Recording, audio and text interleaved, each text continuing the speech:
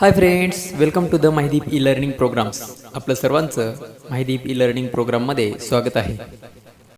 Hi friends, today we are going to learn Unit First Subunit 1.5 His First Flight म्हणजेच त्याची पहिली झेप किंवा पहिली भरारी हा घटक आपण अभ्यासणार आहोत. The young seagull was alone on his ledge. His two brothers and his sister had already flown away the day before. He had been afraid to fly with them. म्हणजेच मुलांनो, एक सिगल पक्षी म्हणजे समुद्रातला जो पक्षी होता तो एका खडकाच्या टोकावर एकटाच बसून राहिला होता आणि आदल्या दिवशी त्याचे दोन भाऊ आणि बहीण हे दूरवर उडून गेले होते. त्याला मात्र त्यांच्याबरोबर उडत जायची खूप भीती वाटत होती. Somehow when he had taken a little run forward to the brink of the ledge and attempt to flap his wings, he became afraid. म्हणजेच मुलांना खडकाच्या टोकापर्यंत पुढे पळत जाऊन पंख फडफडवण्याचा त्याने प्रयत्न सुद्धा करून पाहिला होता, परंतु का कुणास ठाऊक तो खूप घाबरून गेला होता. The great expanse of sea stretch down beneath and it was such a long way down, miles down. म्हणजेच खाली अथांग पसरलेला समुद्र होता आणि समोर मैलोनमैल दूर जाणारा एक रस्ता दिसत होता. He felt certain that his wings would never support him, so he bent his head and ran away back to the little hole under the ledge where he slept at night. म्हणजेच मुलांना त्याला एक खात्री पटली की आपल्या पंखांना हे मुळीच झेपणार नाही, त्यामुळे त्याने आपले डोके खाली घातले आणि तो खडकाखालच्या रात्री झोपायच्या आपल्या लहानशा बिळाकडे पळून गेला.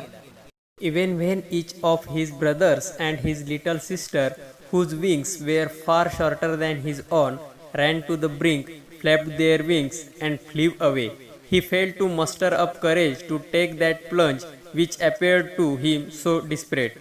त्याचे जे दोन भाऊ होते आणि धाकटी बहीण त्याच्यापेक्षा खूप लहान पंख असून सुद्धा खडकाच्या टोकापर्यंत पळत गेले आणि आपले पंख फडफडवत केव्हाच उडून गेले होते. पण या छोट्या सिगलला मात्र त्याची इच्छा असूनही त्याला उडण्याचे धारिष्ट्य होत नव्हते किंवा हिम्मत होत नव्हती. His father and mother had come around calling to him shrilly, upbraiding him, threatening to let him starve on his ledge unless he flew away, but for the life of him he could not move. त्याचे आई वडील कर्कश आवाजात ओरडत ओरडत त्याला घेऊन जाण्यासाठी परत खाली आले. खडकावरून जर त्याने उड्डाण घेतले नाही तर त्याला मात्र उपाशी राहावे लागेल असे त्यांनी त्याला वारंवार बजावले, पण तो मात्र जीवाच्या भीतीने जागेवरून अजिबात हलला नाही.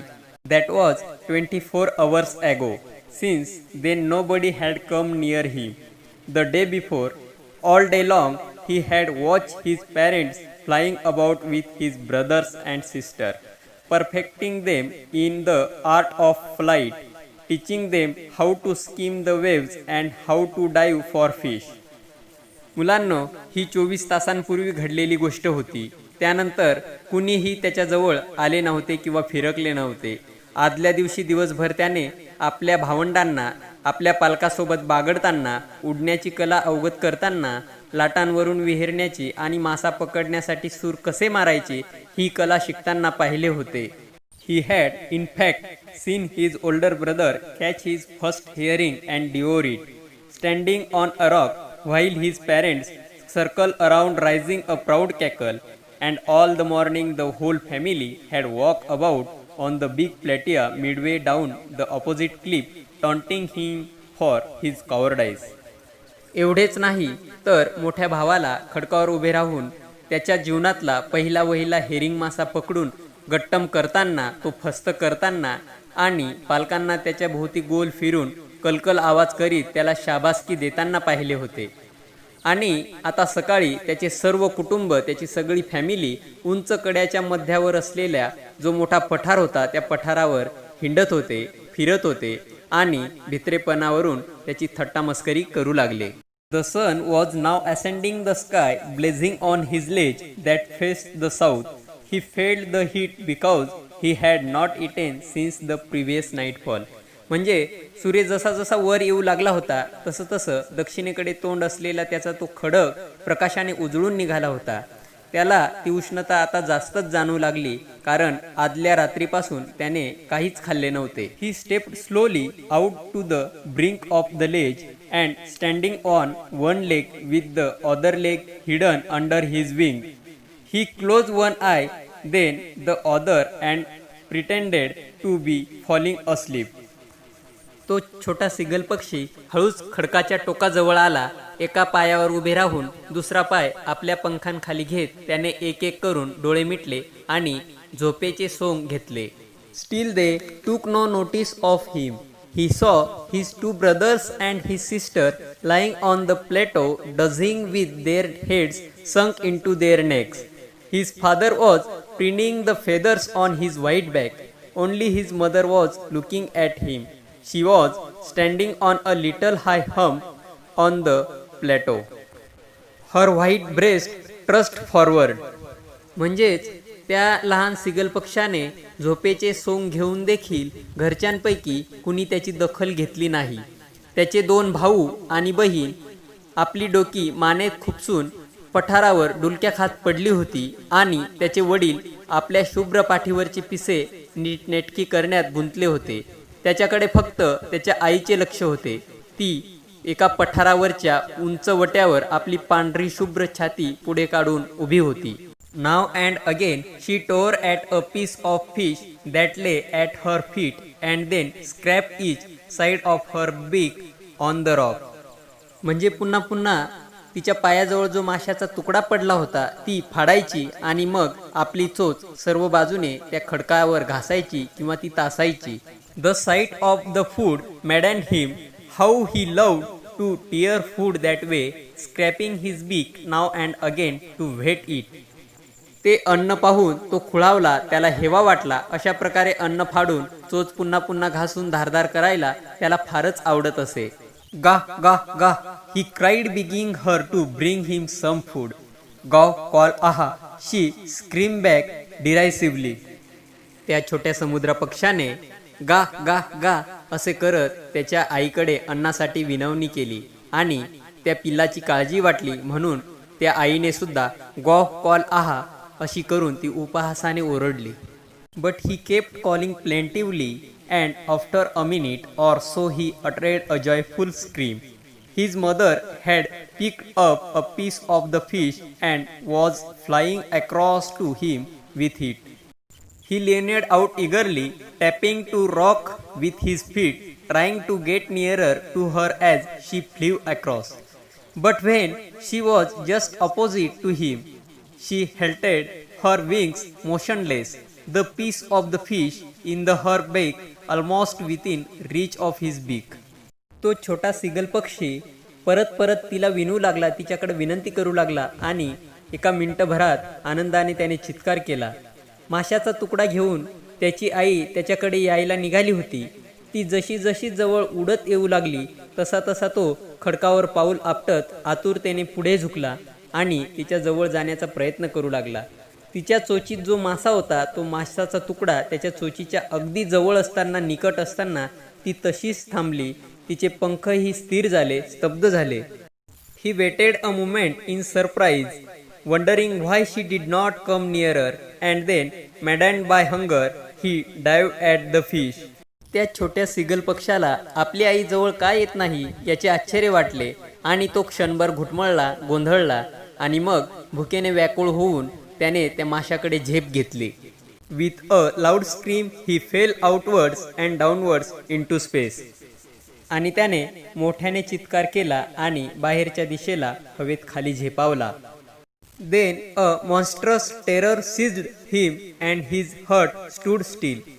He could hear nothing, but it only lasted a minute. The next moment he felt his wings spread outwards. The wind rushed against his breast feathers, then under his stomach and against his wings. आणि त्या पक्षाने झेप घेतली असताना एका प्रचंड भीतीने त्याच्या हृदयाचा ठोका चुकवला. तो क्षणभर सुन्न झाला, पण पुढच्याच क्षणी त्याला जाणवले की त्याचे पंख आता हवेत पसरले आहेत. त्याच्या छातीवरील पिसांमध्ये, पोटाखाली आणि त्याच्या पंखांखाली वारे भरले आहे. He could feel the tips of his wings cutting through the air. He was not falling headlong now. He was soaring gradually downwards and outward. म्हणजे त्याच्या पंखांच्या टोकांना वारा छेद देऊन जातोय की काय असे त्याला वाटले. मात्र आता त्याचा कपाळमोक्ष होणार नव्हता. तो हळूहळू हवेत तरंगू लागला. He was no longer afraid. He just felt a bit dizzy. Then he flapped his wings once and he soared upwards. त्याला आता भीती सुद्धा वाटत नव्हती. फक्त किंचित चक्कर आल्यासारखे किंवा भोवळ आल्यासारखे वाटत होते. मग त्याने आपले पंख फडफडवले आणि वर आकाशात झेप घेतली. गा गा गा गा गा गा गा कॉल आहा. His mother swooped past him, her wings making a loud noise. He answered her with another scream. म्हणजे गा गा गा गाव कॉल आहा असा आवाज करीत आपल्या पंखांचा फडफडाट करीत आईने त्याच्याकडे झेप घेतली आणि त्याने सुद्धा तसाच आवाज करीत तिला प्रतिसाद दिला. Then his father flew over him screaming. He saw his two brothers and his sister flying around him, curveting and banking and soaring and diving.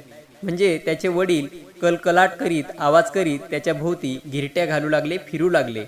आणि त्याचे दोघे भाऊ आणि बहिणीनेही त्याच्याजवळ झेप घेतली आणि डौलदार सुरकांड्या मारीत ते त्याच्या आजूबाजूला विहार करू लागले.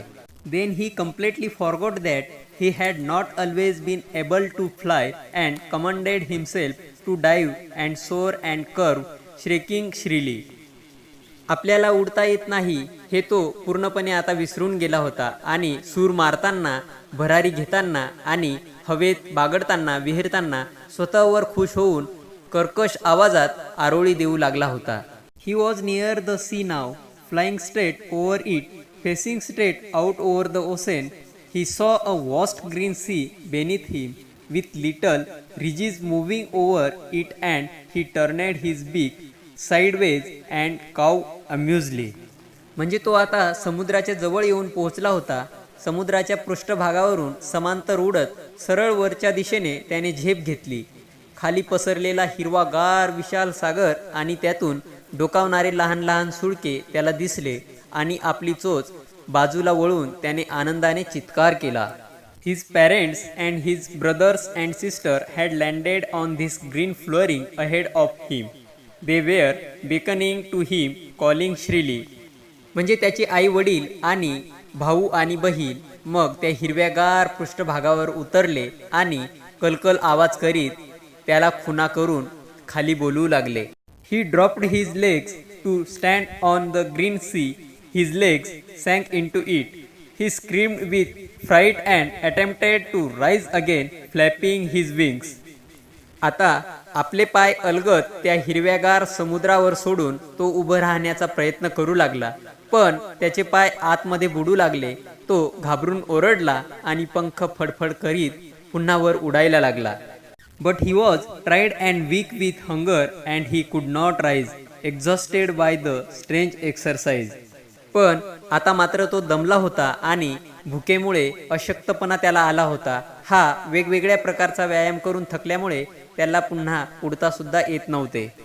His feet sank into the green sea and then his belly touched it and he sank no farther. म्हणजे त्याचे पाय आता हिरव्या समुद्रात शिरले, पोट हलकेच पाण्याला टेकले आणि मग तो आणखी खाली बुडाला नाही.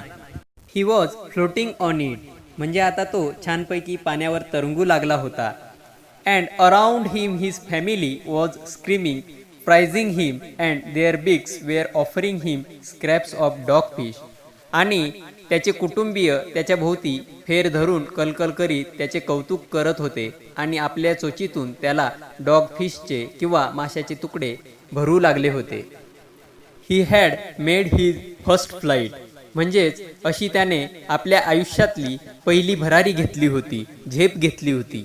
धन्यवाद. आपण जर माझ्या यूट्यूब चॅनलला सबस्क्राईब केलं नसेल तर लगेच सबस्क्राईब करा, जेणेकरून पुढे येणारे शैक्षणिक व्हिडिओ आपल्याला पाहता येतील.